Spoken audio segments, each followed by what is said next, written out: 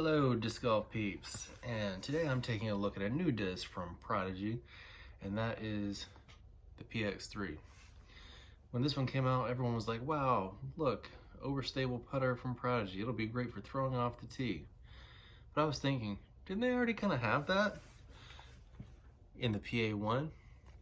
So I thought I'd take a look at these. The numbers are very, very similar that the infinite disc users have given them, and I think the main difference is just feeling it. The PA-1 feels slightly deeper, and it's got this lower flange type taper here, but it doesn't really have a bead, whereas the PX-3 has this really big bead, very similar to like a Wizard or the old big bead AVRs. So if you look at them side by side, it's remarkably similar, except for that one variation. Now, we kind of know that beads don't necessarily make the disc much more overstable fade-wise. They keep it more overstable as it wears in, but my question is, which one is the better throwing putter off the tee? So I'm gonna take a look at them out in the field, maybe do some shots on the course, and we'll find out, is this disc necessary? Or has it killed the old standard? Thank you guys for watching, and let's check it out.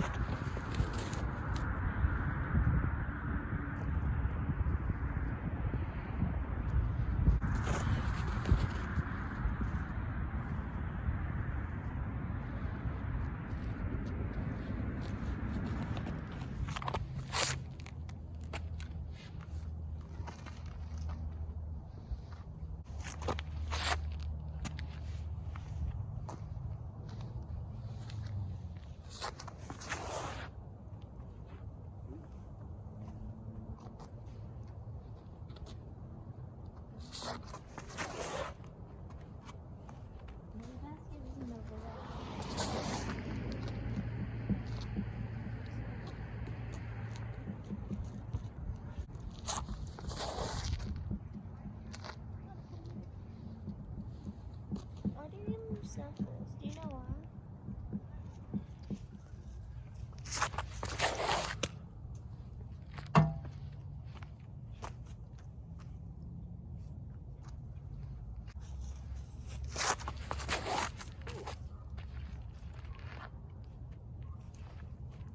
If you had it on there.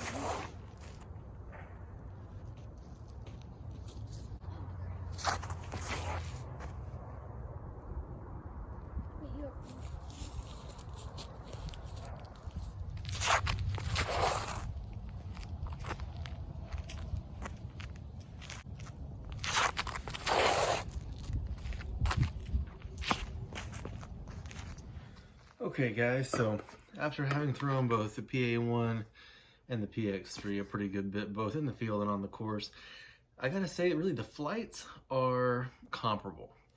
They both have pretty good forward penetration, tiny bit of turn, and then decent fade. I would say the PX-3 does have a touch more fade on your average throw than the PA-1 does, but kind of the difference between the two reminds me a lot of the difference between the Nomad and the MB. They get to the same place more or less, oftentimes within a few feet, sometimes almost on top of one another, but the PA-1 likes to flip up and glide. It's a very, very floaty flight where it's penetrating forward, but you see that very lofty float type flight, and then the fade is late and kind of loopy, whereas the PX-3 feels faster, going a little harder, and gets to the ground a little quicker, a little more aggressive biting fade. So not a terribly different result on a lot of the shots, especially since I was throwing backhand hyzers with them a pretty good bit. But I did find I liked the PA-1 for forehand a little bit better, which surprised me. It flipped up from a hyzer to ride a little bit of turn and then come back, whereas the PX-3, when I threw it, flipped up and just never really came back. It just kept on going, and could be a very useful shot. But overall, I think I liked them both. If I was gonna bag one, I like the quickness of the PX-3 and the reliability of the fade, but the way the PA-1 tended to go where I put it a lot of times is appealing as well. So I had good throws with both of them. Kind of hard to say. I'm not really sure. Like them both. Probably not as much as I like my Envies that are in the bag right now, but I did like them a lot. So thank you guys for watching. If you're a Prodigy fan, can't go wrong with either one of these, especially in this gorgeous Spectrum plastic. You can look at both of those, and hope you guys enjoyed watching. Some shots out at Deerfield look really pretty, and have a great evening.